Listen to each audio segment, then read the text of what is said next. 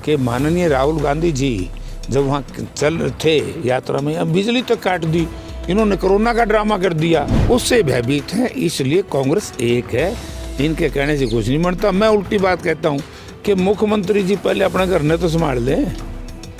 विज साहब क्या कहते हैं, मुख्यमंत्री जी क्या कहते हैं, इनके सहयोगी दल क्या कहते हैं, ये तो बिखरा पड़ा है सारा आंगन में। एक सर कुलदीप बिश्नोई ने यह भी कहा है कि जो भूपेंद्र हुड्डा राज में भू माफियाओं को बढ़ावा दिया गया, क्या कहेंगे? मैं कह रहा, मैं उसकी बात का कोई जवाब ही नहीं देता। वो तो कहते हैं ना, रिजेक्टेड आदमी है, रईसों को सीरियस नहीं ले रहा। एक सर कड़ाके की ठंड पड़ रही है और राहुल गांधी टी शर्ट में ही पूरे भारत में यात्रा कर रहे हैं, एक बड़ा चर्चा का विषय है लोगों के बीच में, तो क्या उनको सर्दी नहीं लगती? और मामला उठा दिया। अब मैं इसी पर पलटवार करता हूँ कि इनके जो कोई नेता आपके यहाँ आए बीजेपी का, न्यू चित्रा मोफलर कितने रुपया का है, एक गौच्छा 2-2 लाख का है। कौशल रोजगार योजना पर नकम्मे आदमियों, कांग्रेस सरकार जब हुड्डा चीफ मिनिस्टर था, मास्टर को देकर दे 45,000 और ये लाओ 28,000 में। मैं लोगों से कहना चाहूँगा, बोला जी पर्ची पर्ची बंद कर दी, अरे भले आदमी, तुम तो सिपाही भी 14,000 में लाओगे। देश भर में राहुल गांधी की यात्रा चल रही है, भारत जोड़ो यात्रा चल रही है। आज हमारे साथ है पूर्व केंद्रीय मंत्री जयप्रकाश जी, जो आज हिसार में दौरे पर है और इसी को लेकर आज एक बैठक भी करेंगे कार्यकर्ताओं को लेकर। सर, जो मनोहर लाल सीएम ये कहते हैं कि जो राहुल जो गांधी यात्रा कर रहे हैं, पहले हरियाणा में कांग्रेसी एकजुट होकर तो दिखाएं। देखिए, मनोहर लाल जी बड़े फ्रस्ट्रेटेड हैं। जब ये यात्रा फिरोजपुर झिरका बॉर्डर पे आई और आज़ादी के बाद नहीं, मेरे हिसाब से पूरे भारतवर्ष में वो पहला मौका था जब राहुल जी का स्वागत किया, रैली की। 6 बजे आज तक किसी पार्टी ने सुबह 50,000 की हाजिरी की रैली नहीं की, जो कांग्रेस पार्टी ने चौधरी भूपेंद्र सिंह हुड्डा, उदय भान जी ने की।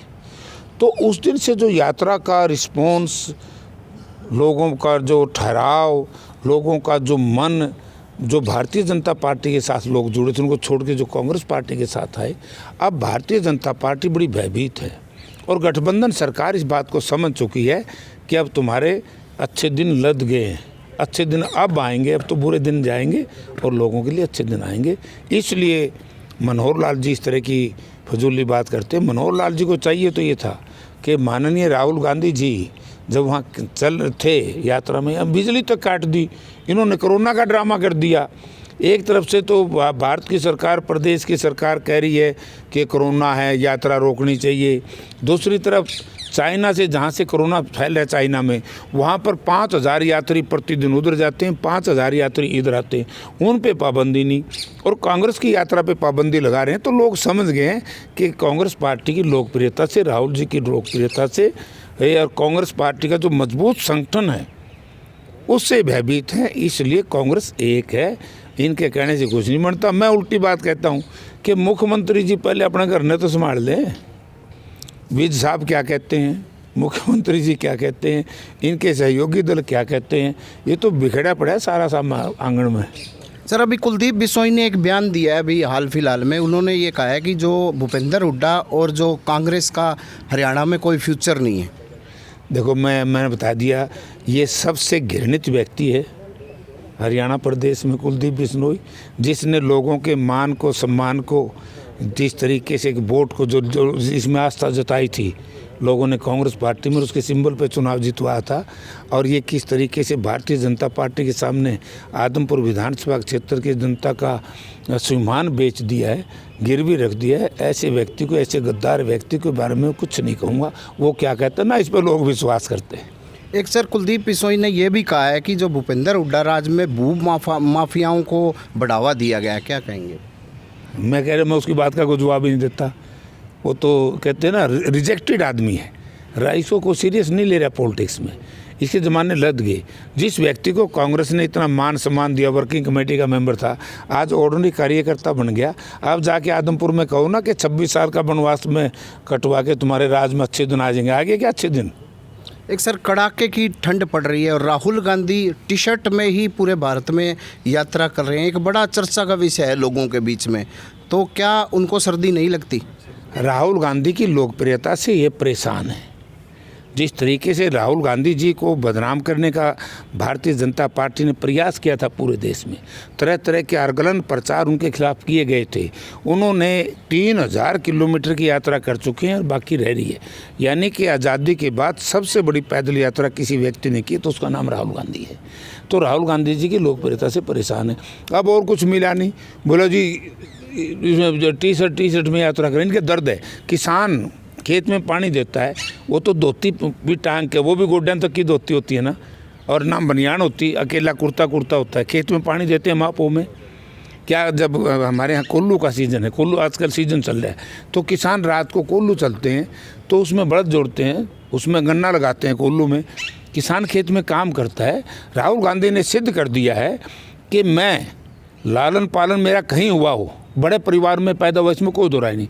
जैसे पंडित जवाहरलाल नेहरू बहुत बड़े परिवार में पैदा होकर के देश की आज़ादी के लिए अपने शरीर पर यातनाएं सहनी की, इसी तरीके से राहुल जी ने उसको त्याग करके, ऐश और ऐश्वर्य की राजनीति को त्याग करके, आराम परस्ती की राजनीति को त्याग करके उन्होंने एक साधारण जीवन व्यतीत किया है। और इससे तो भारतीय जनता पार्टी के लोगों को, मनोहर लाल जी को भी सीखना चाहिए कि देखो कि वो टी शर्ट में कैसे निकलता है, क्योंकि उनके शरीर में ताकत है, एक्सरसाइज करते हैं, लोगों का साथ जो दुर्गति हुई है उसके प्रति उनके प्यार है, आस्था बड़ी है जनता में राहुल जी की, तो इसलिए वो ये सारा काम कर रहे हैं। इनको दर्द है। अरे भाई, ये नांगे साधु नंगे नहीं चलते क्या? जैनी साधु क्या कुछ छोड़ के सोते हैं? बहुत से ऐसे लोग हैं, बहुत से ऐसे नेता हमारे इलाके में, बहुत से ऐसे आदमी हैं। अब ये 2-3 लाख रुपया के मफलर गल में गेड़ गए, बीजेपी वाले हंड हैं, तो राहुल जी की तो एक टी शर्ट के ऊपर मामला उठा दिया। अब मैं इसी पर पलटवार करता हूँ कि इनके जो कोई नेता आपके यहाँ आए बीजेपी का, न्यू पूछी तरह मफलर कितने रुपया का है?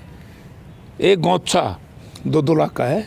सर, अब ये अंतिम सवाल है कि राहुल गांधी की यात्रा हरियाणा में आ रही है, तो किस तरह की तैयारियां की जा रही है, कब से यात्रा प्रवेश करेगी, उस बारे में बताएं। आज 2 बजे हमारे इकलौते सांसद दीपेंद्र सिंह हुड्डा यहाँ 3 जिलों की मीटिंग ले रहे हैं, फतेहाबाद, सरसा और हिसार। उसकी हम 6 तारीख को इतनी विशाल रैली करेंगे, ये गठबंधन सरकार उसकी हवा से उड़ जाएगी। बहुत बड़ी रैली पानीपत में कर रहे हैं और राहुल जी आएंगे। हर हलके से 100 आदमी तो साथ चल रहे हैं, जो स्थायी पदयात्री हरियाणा प्रदेश से, और जो इलाके के लोग हैं वो उनके साथ जाते हैं। जिस इलाके में गाँव के लोग, आपने देखा होगा कितना भव्य स्वागत हुआ है मेवात में और फरीदाबाद ज़िला में, मतलब शहर के लोग, विशेष तौर से जो बहुत बड़ी औद्योगिक नगरी है फरीदाबाद, तो मैं साथ था।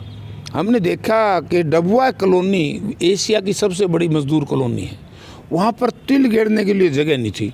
उसी से तो भयभीत होकर के कोरोना आ गया, लाइट काट दी, पता नहीं क्या करें, बदमाश सरीके लोग हैं ये अच्छा काम तो बेचारे कुछ करते नहीं।